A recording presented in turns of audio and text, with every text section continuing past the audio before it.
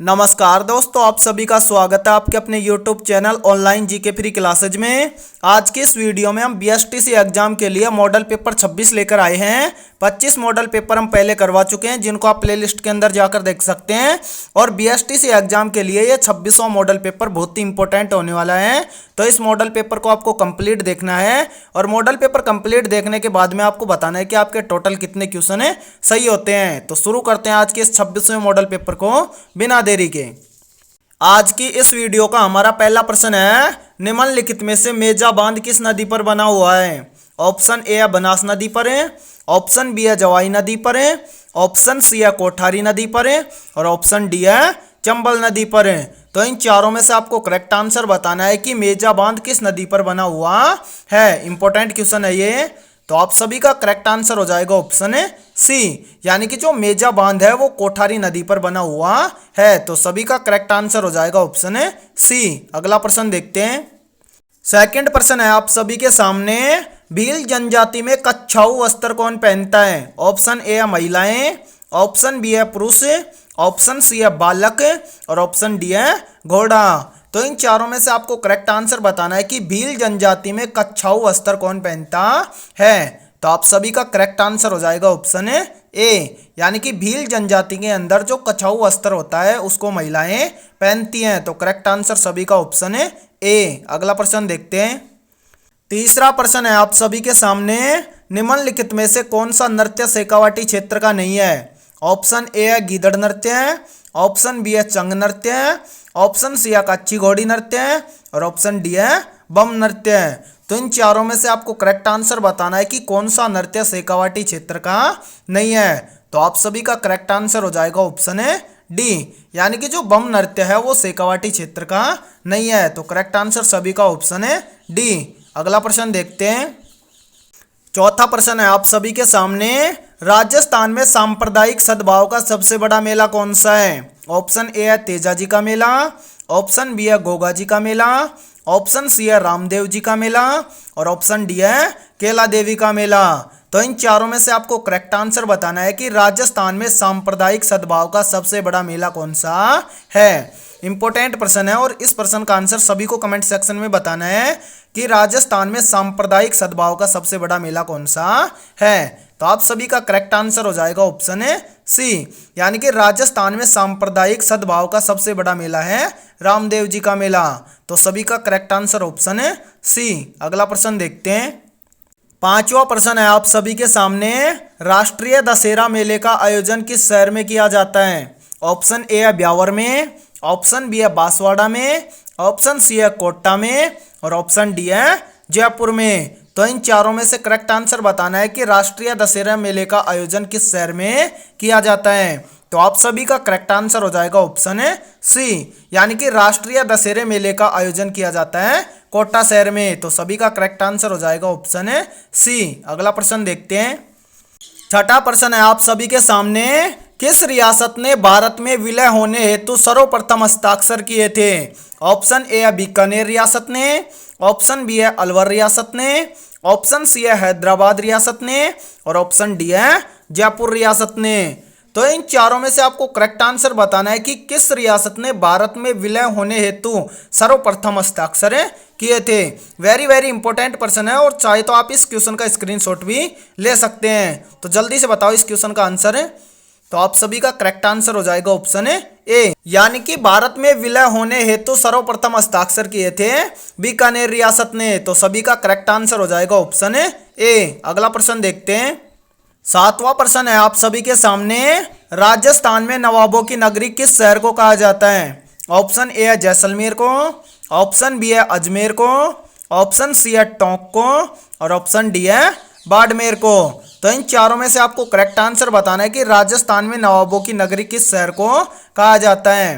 तो आप सभी का करेक्ट आंसर हो जाएगा ऑप्शन सी, यानी कि राजस्थान में नवाबों की नगरी से टोंक शहर को जाना जाता है। तो करेक्ट आंसर सभी का ऑप्शन है सी। और यदि यह वीडियो आपको पसंद आ रही है तो इस वीडियो को लाइक कर दो और चैनल पर यदि आप पहली बार जुड़े हो तो चैनल को कर लो सब्सक्राइब और बेल आइकन को प्रेस करना, ताकि आने वाली नई वीडियो का नोटिफिकेशन भी आपको मिल सके। और इस वीडियो को ज़्यादा से ज़्यादा शेयर करना है ताकि और लोग भी इस वीडियो को देख सकें। अगला प्रश्न देखते हैं। 8वां प्रश्न है आप सभी के सामने, सवाई मानसिंह स्टेडियम कहाँ पर स्थित है? ऑप्शन ए है बीकानेर में, ऑप्शन बी है बाड़मेर में, ऑप्शन सी है उदयपुर में और ऑप्शन डी है जयपुर में। तो इन चारों में से आपको करेक्ट आंसर बताना है कि सवाई मानसिंह स्टेडियम कहाँ पर स्थित है। तो आप सभी का करेक्ट आंसर हो जाएगा ऑप्शन डी, यानी कि जो सवाई मानसिंह स्टेडियम है वो जयपुर के अंदर स्थित है। तो सभी का करेक्ट आंसर हो जाएगा ऑप्शन डी। अगला प्रश्न देखते हैं। 9वां प्रश्न है आप सभी के सामने, निम्नलिखित में से राज्य की किस नदी पर सर्वाधिक बांध बने हुए हैं? ऑप्शन ए है माही नदी पर, ऑप्शन बी है चंबल नदी पर, ऑप्शन सी है लूनी नदी पर और ऑप्शन डी है बनास नदी पर। तो इन चारों में से आपको करेक्ट आंसर बताना है कि राज्य की किस नदी पर सर्वाधिक बांध बने हुए हैं। इंपॉर्टेंट प्रश्न है ये। तो आप सभी का करेक्ट आंसर हो जाएगा ऑप्शन बी, यानी कि राज्य की जो चंबल नदी है उस पर सर्वाधिक बांध बने हुए हैं। तो करेक्ट आंसर सभी का ऑप्शन है बी। अगला प्रश्न देखते हैं। 10वां प्रश्न है आप सभी के सामने, राजस्थान का कबीर किसे कहा जाता है? ऑप्शन ए है गोगा जी को, ऑप्शन बी है रामदेव जी को, ऑप्शन सी है दादू दयाल को और ऑप्शन डी है बाबू जी को। तो इन चारों में से आपको करेक्ट आंसर बताना है कि राजस्थान का कबीर किसे कहा जाता है। तो आप सभी का करेक्ट आंसर हो जाएगा ऑप्शन सी, यानी कि राजस्थान का कबीर कहा जाता है दादू दयाल को। तो करेक्ट आंसर हो जाएगा सभी का ऑप्शन सी। अगला प्रश्न देखते हैं। 11वां प्रश्न है आप सभी के सामने, राजस्थान की लंबाई व चौड़ाई में लगभग कितना अंतर है? ऑप्शन ए है 43 किलोमीटर का, ऑप्शन बी है 70 किलोमीटर का, ऑप्शन सी है 77 किलोमीटर का और ऑप्शन डी है 33 किलोमीटर का। तो इन चारों में से आपको करेक्ट आंसर बताना है कि राजस्थान की लंबाई व चौड़ाई में लगभग कितना अंतर है। तो आप सभी का करेक्ट आंसर हो जाएगा ऑप्शन ए, यानी कि जो राजस्थान की लंबाई और चौड़ाई है उसमें लगभग अंतर आता है 43 किलोमीटर का। तो करेक्ट आंसर सभी का ऑप्शन ए। अगला प्रश्न देखते हैं।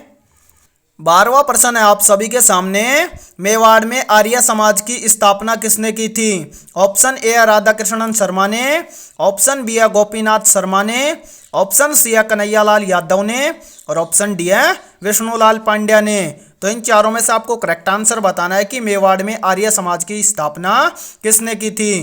तो आप सभी का करेक्ट आंसर हो जाएगा ऑप्शन डी। और यहाँ पर याद रखना मेवाड़ में पूछ रहा है कि मेवाड़ में आर्य समाज की स्थापना किसने की थी।